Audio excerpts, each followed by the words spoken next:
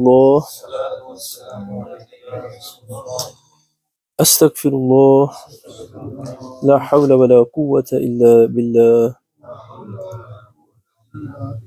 MashaAllah, Jazakallah to everyone for turning up again.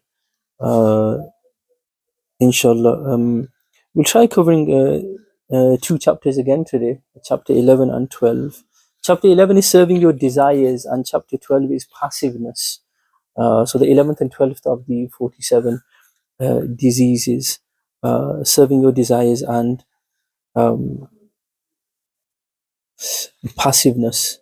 Um, Inshallah. So there are about 5 pages each. So I think we can get two chapters done today as well, inshallah. So again, as usual, the definition of the disease and a verse of the Quran and a hadith and a story, a possible story, and then the causes. Obviously, and every illness, there's no point in studying the illness if you don't know what the causes are and if you don't know how to treat ourselves from them. So serving your desires or becoming a slave of your desires, becoming a slave of your desires. So the definition of serving your desires means satisfying every desire of your base self, your nafs, regardless of whether or not the desire is lawful, halal.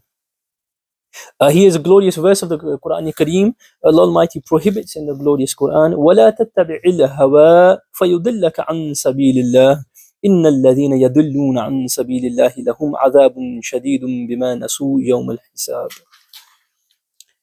Translation: and do not follow desires which will lead you astray from Allah's path.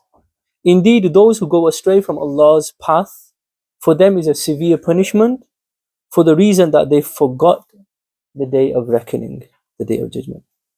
In another location in the glorious Quran, Allah Ta'ala declares in His glorious revelation, وَأَمَّا مَنْ خَافَ مَقَامَ رَبِّهِ وَنَهَى النَّفْسَ عَنِ الْهَوَىٰ فَإِنَّ الْجَنَّةَ هِيَ الْمَأْوَىٰ. And as for the one who feared standing in the majestic court of his Lord and restricted his soul from illicit desire, so indeed only paradise is his abode. So after studying a verse of the Quran, balki two verses of the Quran Sharif, here's a hadith on this topic, a blessed hadith, destructive traits. The Holy Prophet ﷺ declared, 3 things will destroy you. 3 things will destroy you. Our Prophet ﷺ said, losing yourself in greed and covetousness, obeying your egotistic desires, and self-conceit, being arrogant, being proud of yourself. Warning, after we've had the hadith, warning about being enslaved by your desires. Satisfying all your desires, whether they are lawful or not, is despicable and will destroy you, which is why every Muslim must refrain from this. Every Muslim must refrain from this. Here's a parable, a story, as usual, peculiar punishment for satisfying a lawful desire. Sayyiduna Ja'far Khuldi rahmatullahi narrated that someone asked Sayyiduna Khairun Nasaj how he acquired the label Khairun Nasaj and if he was a professional Nasaj, a cloth weaver. So Nasaj means cloth weaver. So someone was called Nasaj. Someone asked him, why do they call you that? Is it because that's your profession? And he replied, the latter replied, Sayyiduna Khairun Nasaj rahmatullahi, both are saints. The second saint, he replied, no, I'm not a professional cloth weaver. In fact, the reason for this title is that in the past I promised Allah Almighty that I would never satisfy my baser self's desire of eating a fresh date. A promise that I succeeded in fulfilling for a long period of time. One day I surrendered and gave in to my baser self and bought some dates. I sat down to eat them, but after eating just one day, I noticed a man glaring at me in an unpleasant fashion. He approached me and proclaimed, Khair, you are my runaway slave. I was extremely puzzled because I wasn't anyone's slave. So here's this random man saying, I'm his slave and I've run away. Then it dawned upon me that this man was the owner of a slave who had escaped from him and he had mistaken me for his escaped slave. I actually began to physically resemble his slave too. The master shouted out aloud, you are my runaway slave. The commotion caused a huge crowd to congregate around us. As soon as they saw me, they too proclaimed in one voice, by Allah Almighty, this is your slave, Khair. Okay, so even people said, he looks exactly like your slave, this is your slave. Back in those days, they had slaves. It was like an employee running away. and people owned their slaves. I realized what crime I was being punished for. The man believed that I was a slave and he took me to his workplace where his other slaves were laboring as weavers do. Even the other slaves chastised me when they saw me and they said, "You disgraceful slave, you ran away from your master. Come here and resume your duty." Thereafter, the master ordered, "Go and weave that cloth." As soon as I began to weave the cloth, I felt as though I was an expert weaver and that I had been in this profession for years, even though I had never done that before. Subsequently, I joined the other slaves in their craft of weaving. Following many months in that occupation, one night I prayed excessive nafal salah and spent the entire night in prayer before I fell into prostration and implored, "O my majestic Lord, Azza wa Jal, please forgive me. I will never break my promise again." I repeated this prayer consistently. The following morning, I noticed that I had returned to my former physical appearance. Eventually, I was released. This is why people call me Khairun Nasaj, Khair the weaver. So he wasn't really a weaver, but that's the story behind it. So sometimes, the awliya ikram, um, so he made a promise with Allah subhanahu wa ta'ala, and just to not fulfill a certain desire, a date for whatever for him was a desirable thing. So the moral of that story is that sometimes people are punished in various ways. The awliya are or chastised by Allah subhanahu wa ta'ala in different ways. A normal person can be punished inside the dunya as well. If that's just, desiring a date, then imagine, and that's not even a haram desire. So imagine what kind of things will happen to us if we fulfill haram desires. So a lot of times you can get punished, but we don't realize we are being punished. And people think, so and so is committing a sin. Yeah, we're all disobeying Allah Ta'ala. We're just living according to, going with the flow, going with the trend, going with the norms. And we don't realize the biggest azab is um, not being given the tawfiq to worship Allah subhanahu wa ta'ala. So ये बेनमाजी होना अजाब ही तो है, बद अखलाक होना अजाब, चुगलखोर होना अजाब ही तो है, चुगलखोरी, someone's backbiting and lying. These are all sins which are very extremely common in our society. And a sin, the Sufiyas say one sin after another sin. You commit a sin and then you commit the same sin again. That second sin is the punishment for the first one. In other words, the fact that you've been deprived of the tawfiq to refrain from a sin, that is, यही तो अजाब है. When we say la'nat, kisi par Allah ki la'nat ho, the curse of Allah, what does curse mean? What is la'nat? La'nat is not having, la'nat on someone is Allah's mercy moving away from him, rahmat moving away from him. Okay? So la'nat is, being a namazi means there's la'nat on him. Being a bad akhlaq means there's la'nat on that person. But we don't. It's an inconvenient, awkward truth. Okay? So being a liar, that means you're far from the mercy of Allah Ta'ala has left you to you. The fact that being deprived of the tawfiq to do good deeds means Allah Ta'ala's rahmah, Allah Ta'ala is naraz with you. If He was pleased with you, He'd give you tawfiq. Allah Ta'ala's pleasure and displeasure isn't giving you a Mercedes, giving you a Jaguar to drive. His pleasure and displeasure is giving you the tawfiq or taking the tawfiq away from you to do ibadah. We've already studied that the entire dunya is worth less than a mosquito's wing in the body of Allah subhanahu wa ta'ala. So, but the moral of that story was the hardening of the heart, not having the tawfiq to worship Allah subhanahu wa ta'ala. These are azab. People, when we think of punishment, we think an earthquake coming or fireballs raining on us from the sky, like in the previous month. That's a massive misconception. Azab is also the hardening of the heart, and being ignorance is an azab. Ignorance is an azab. So there's many forms of azab. 7 causes and remedies for serving desires. The first cause of serving desires is having an impressionable personality, a habit of being influenced rapidly by things. Hearing someone else praise an item or witnessing a desirable item in somebody else's possession, then wishing that you had the same. Current examples would be mobiles, laptops, iPads, cars. This causes you to make attempts to attain that same item through any means possible, lawful or unlawful.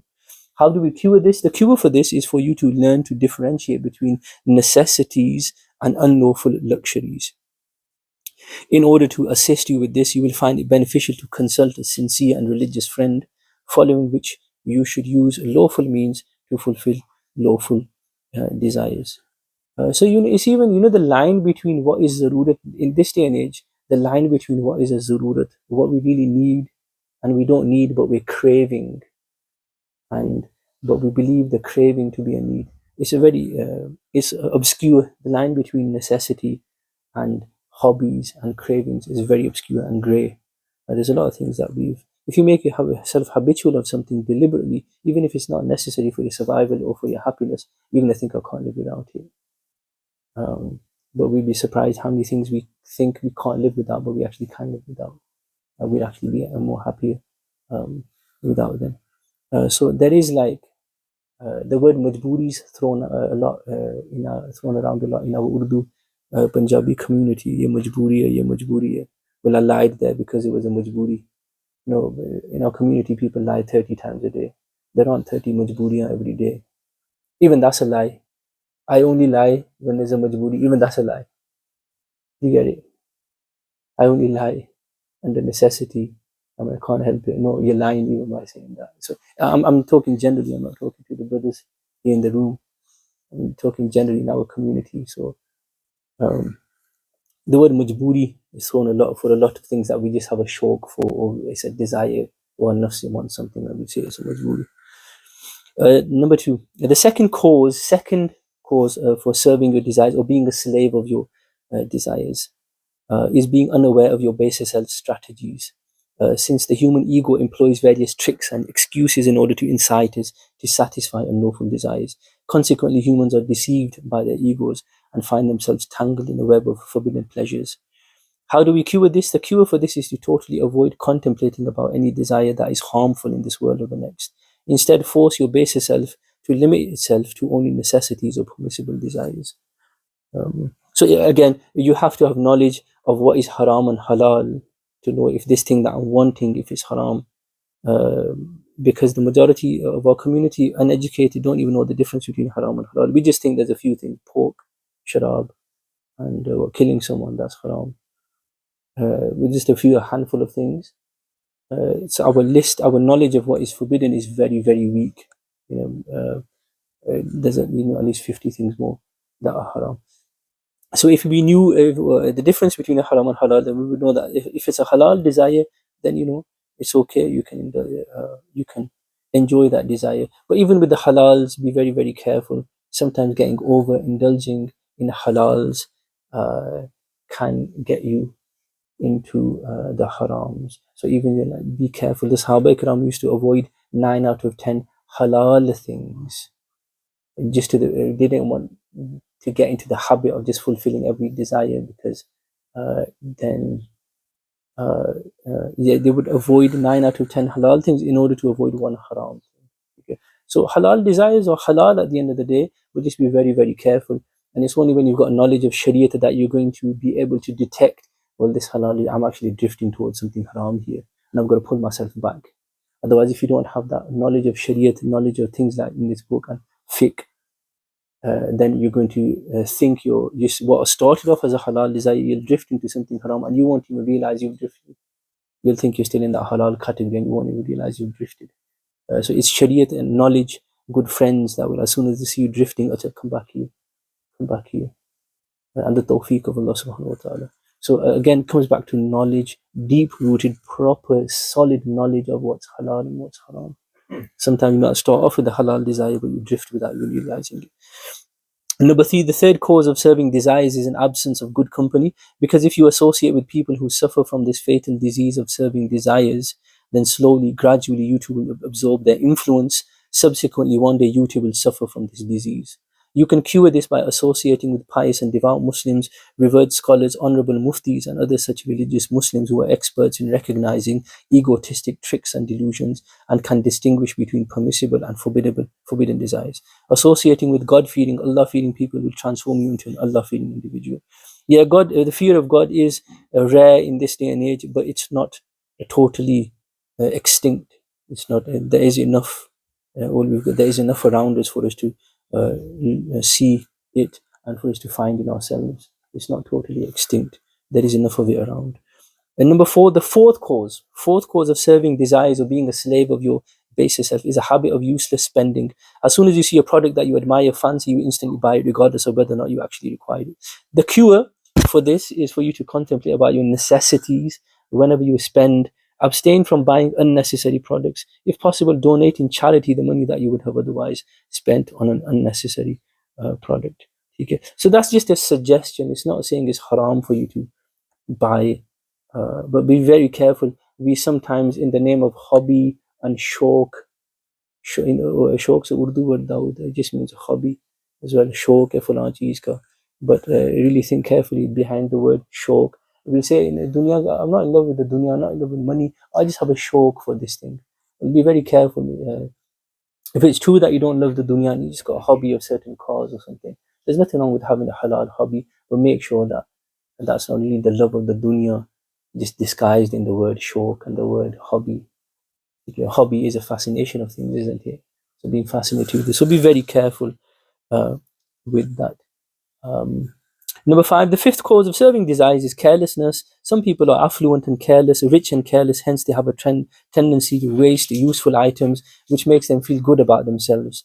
The cure for this is for you to develop sensitivity about such issues, so that the next time you think about irresponsibly disposing, getting rid of a useful item, you will instantly fear the consequences in the afterlife and in turn refrain from wastage.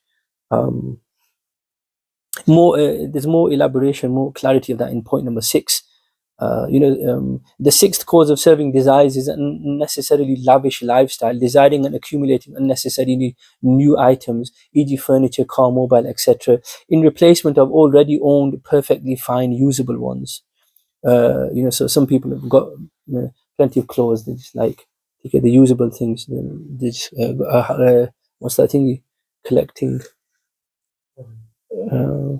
Hoarding's extreme, isn't it? Yeah. I always think of we're just having collections, shoe collections, and a jacket and cap collections, and TK. I'm not saying that's haram, but be careful. That could come under, just being a slave of your nafs as well. I'm not saying it's haram to have 10 different kinds of jackets and buy a new jacket every week, but be careful. If we shouldn't be feeding on nafs.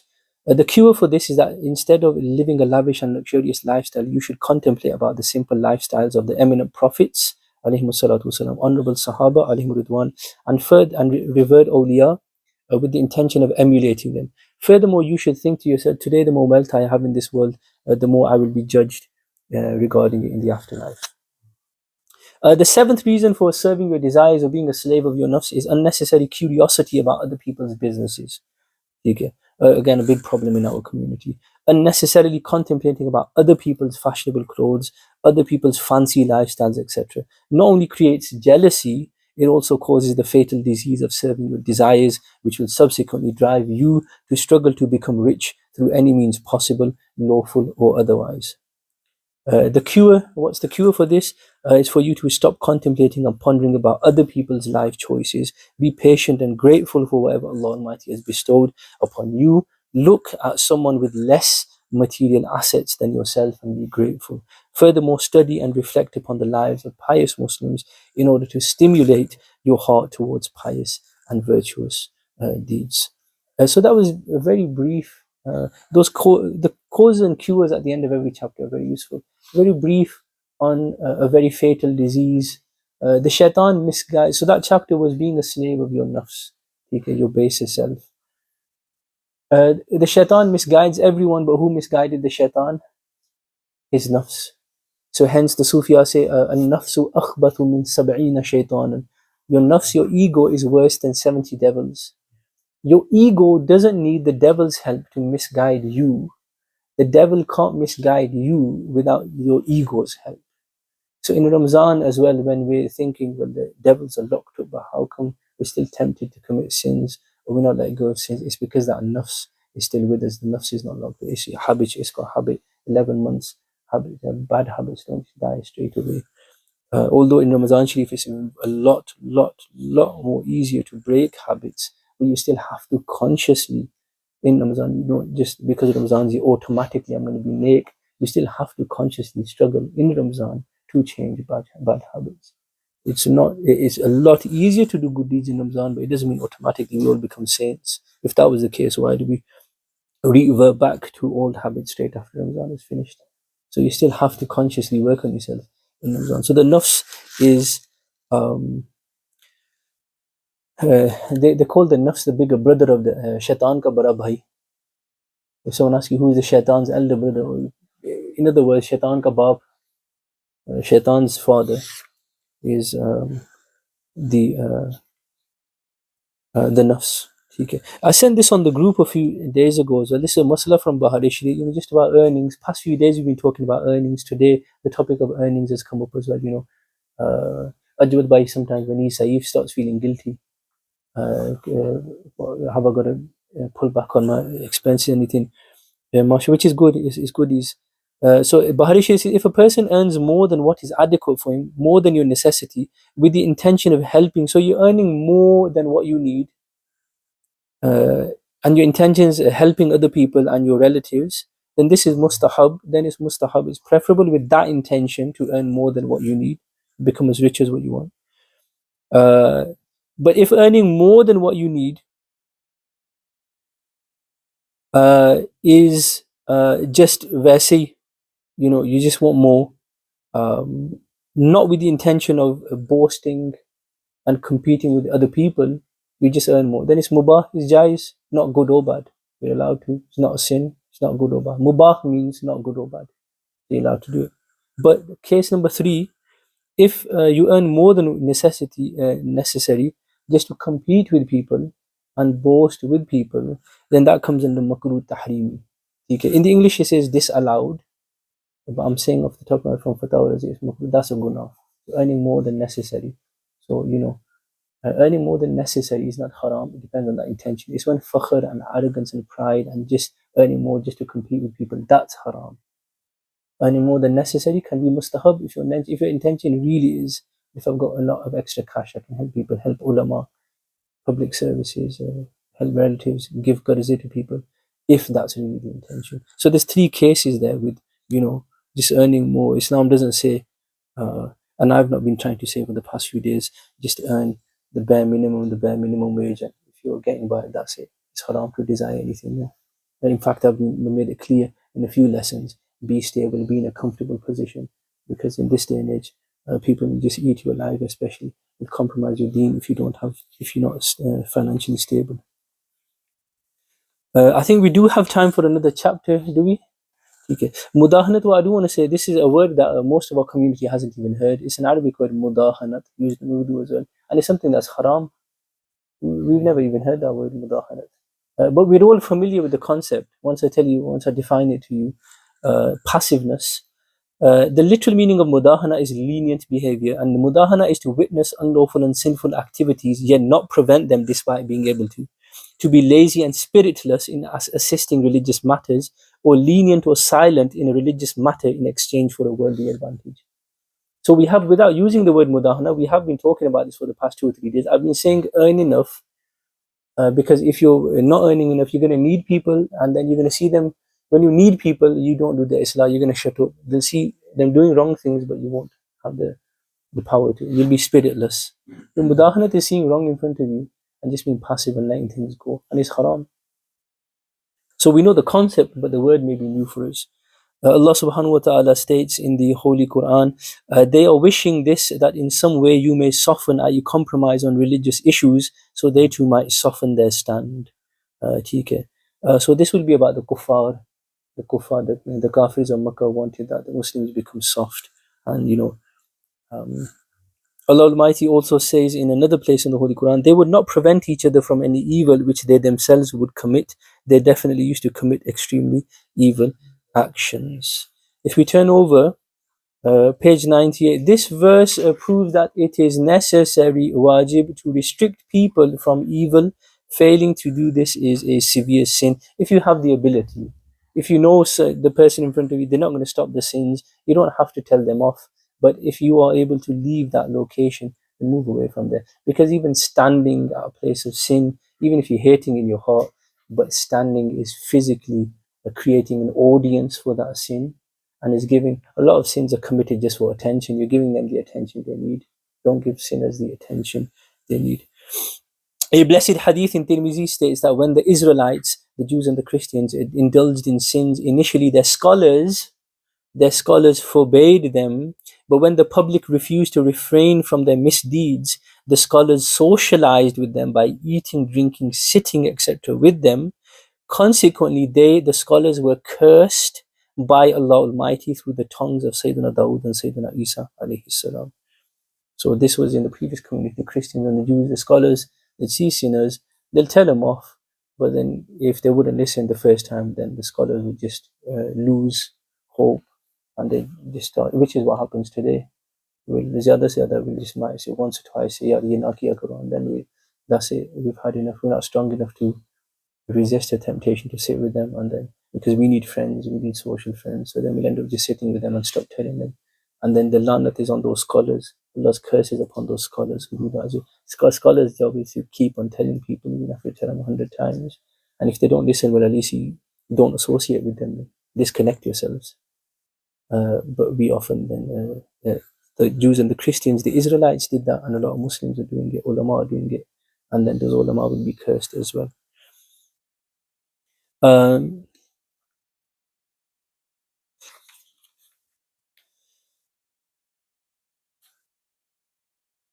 Blessed hadith. Brothers, feel free to go. Feel free to go whenever. I don't delay you. I don't want your next teacher punishing you and you cursing me. A blessed hadith, example of a passive individual. Sayyidina Nu'man bin Bashir narrated that the noblest Rasul sallallahu alaihi wasallam explained using the following example: people who are passive in Allah's commandments, who witness sins yet do not prevent them despite being able to, and people who disobey Allah Almighty are both like a group of passengers. This is a great example. A group of passengers who drew lots in a ship. Some won the upper deck while others won the lower deck. So let's have a raffle. Everyone's saying we want the upper one. Well, we can't decide. Let's have a raffle. Whoever's name comes out going to have the upper one. That's more convenient, and whoever loses then is going to have the lower deck. The lower passengers were inconvenienced by having to obtain their water supply from the upper deck. They were going to come up and then throw their buckets over and get water. So hence one of them on the lower deck, he took an axe and started to cut a hole in the base of the ship. The upper travelers approached him and inquired about this behavior, to which he replied, well, you were disturbed by our constant interruptions for water when we come up, yet we cannot survive without it. Now, so I'm cracking the base of the ship so I can get, he's an idiot obviously, so I can get the water can come closer to me. Now, if they hold him back and they stop his hand, they will save his life and they'll save their own life. On the contrary, if they let him continue, they will all drown together. So all Muslims are on the same boat. We're on the same boat. So these people who are committing guna, they're cracking a hole in that ship that we're all going to sink together if we don't stop them. So it's not, let him do. It's none of my business what he does. If you're a Muslim, we're all one ummah. What other people do is our business. That doesn't mean spy on their personal issues, what they do in their homes, but what blatantly in front of us, they're lying in public spaces, they're doing. It's our job to discourage it, even staying silent and not nodding your head when someone's saying Hamatik, when he's lying and he wants you to nod your head. It's not nodding your head, that's discouragement. Walking away is discouragement. Not smiling and laughing at their haram jokes. At least do that, don't smile. But just going along with it, that's spiritlessness. Okay? So that was an example our Nabi Sallallahu Alaihi Wasallam gave. Ruling on passiveness, mudahana, to witness unlawful activities and sins but not prevent them despite being able to, or being lenient or silent in a religious matter in exchange for worldly profit, is forbidden, haram, and will lead to hell. I'll go. There's a story here, the summary of which is that a scholar was doing a taqreer and his son was walking past and he was looking at a woman, flirting with a woman. And the scholar just said, Beta, don't do that. And Allah Ta'ala didn't like that him just saying, Beta, don't do it. That's not enough, especially for a scholar. And he make a bit more effort than that. So Allah Ta'ala made him fall off the member on his face and he wounded his face. And Allah Ta'ala sent a wahi to the Prophet of that time to tell that scholar, tell him I'm never going to create a Siddiq from your bloodline, which is the highest class of awliya. So for a scholar to just say to his son when he's committing haram, he's flirting with her, or he's looking with a haram intention at a woman, to just say, Beta, ye na kar, it's not right. You do a bit more than that. That's next to nothing, isn't it? That's not good. At least not smacking, not required to smack our children, need to move, but do a bit more than, Beta, don't do that. Take a few more measures than that, If they didn't go to sleep, you wouldn't say, Beta, if they didn't go to school in the morning, you say, I'll break your legs. And we do say that to our kids. Some of us, not all of us. Some do, not all of us. Elder generation, if you don't go to college, Latta ban jayega if you don't get good grades. But as soon as it's deen, oh no, you should be soft with your kids. That same kid that you were saying that if you don't go to school, because you know if he doesn't go to school, he won't get good grades. Uh, he's going to be a disgrace to your family. That's what you're saying if you don't go to school on time. But it's not the same consequences within praying namaz, where you're lenient and yeah. So I'm not saying break your kids' legs. Shahid, just for the record, I'm not saying. But yeah, read that in your own. We'll go to the 3 causes and cures for passiveness.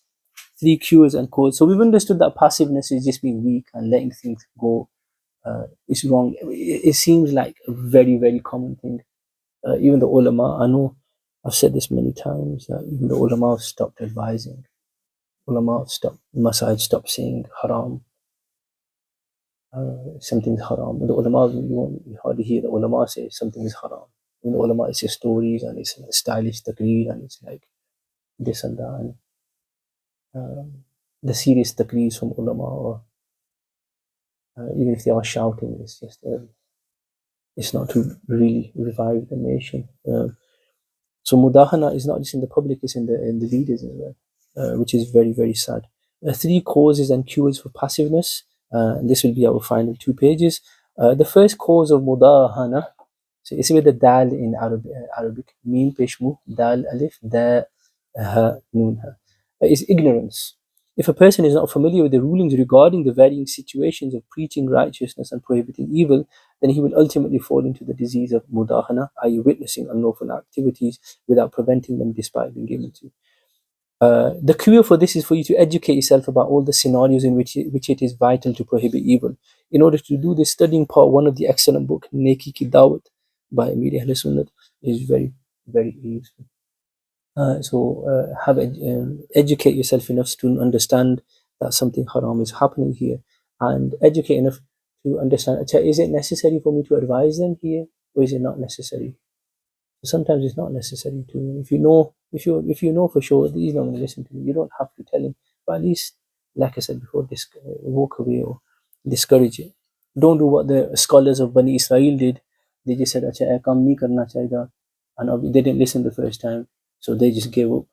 After the scholars gave up after just a bit of Islam, and then they thought, well, if you can't, what's that phrase in English? If you can't beat them, you join them. That's what the scholars did, and then Allah said, "Lanat on the scholars." That if you can't beat him, join him with regards to sins. No, that's just haram. If you can't beat him, if you can't stop him, isolate yourself from him when it comes to deen. Number 2, the second cause of mudahana is relationships. You see someone do evil, but he's a relative, bradri, and therefore you hold back from prohibiting him despite being able to. If I do his islah, yaar taluk kharab ho jane. Oh, I don't want to rock the boat with this guy. I need him. I don't want to rock the boat. I don't want to spoil relationships. The cure for this is for you to inculcate this madani mindset inside yourself. Islam has instructed me to save myself as well as any relatives from disobeying Allah Almighty. One of my duties towards my relatives is to rectify them whenever I witness any of them committing a sin, whilst knowing that He will cease to do it if I prohibit him. Otherwise, I could be considered an accomplice to that sin and be punished for it tomorrow and on Judgment Day. You should also inculcate this madani mindset inside yourself. What will I do if I do not prohibit them from this sin? And tomorrow on Judgment Day, these very same relatives grab me by my collar and complain to Allah Almighty about me. If Allah Almighty is displeased with me, then I will be doomed. So these same relatives, what if on the day of Qiyamah they say he was neck himself, Sabita Islam kiti? These same relatives that jinka hum lihaz karke we're not doing the Islam, they're going to throw us into hell on the day of Judgment.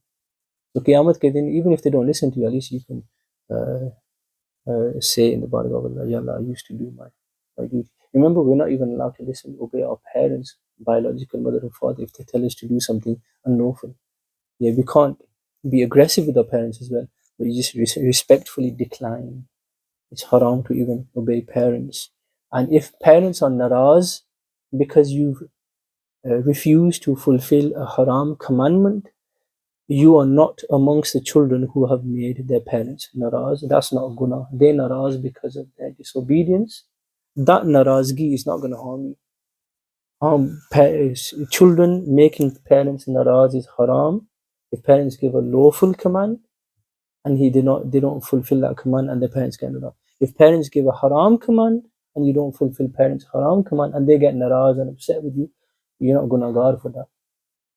You're not gonna they're naraz because of their disobedience to Allah Ta'ala. But still be respectful, even if they're doing something haram. Pray for parents.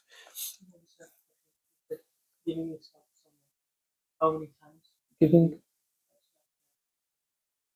I think as much as just do as much as once is yeah. You don't have to say every day, frequently, just every now and then. Just keep them poking up. Sometimes if you say it too much, they get ziddy. Sometimes if you um, rectify people, and if you try doing this, they actually get ziddy and they do it even more just out of stubbornness. So just be careful.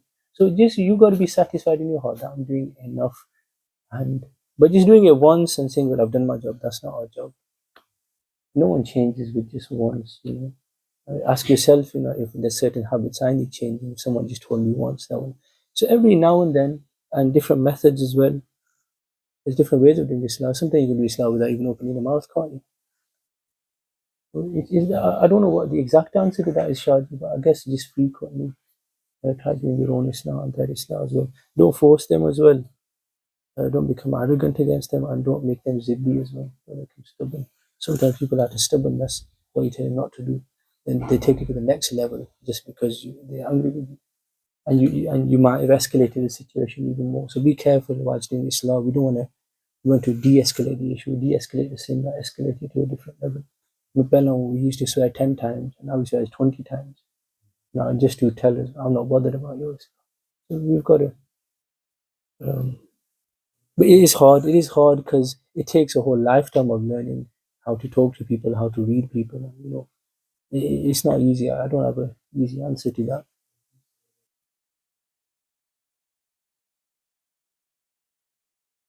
Yeah, sometimes, but really, but be careful of that as well. Most of our community are quiet when something wrong happens with them, and we ask them, "Kuch bolda kyun nahi?"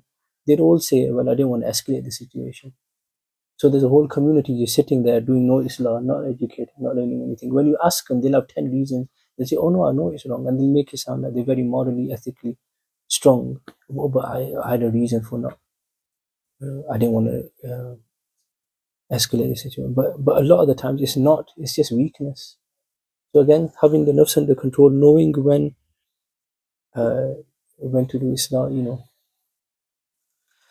The third cause of mudahana is a materialistic incentive, not preventing evil, since this not rectifying will lead to some sort of material benefit. Like your boss, if I do is Islam, I'm not going to get any bonuses. Might kick me out.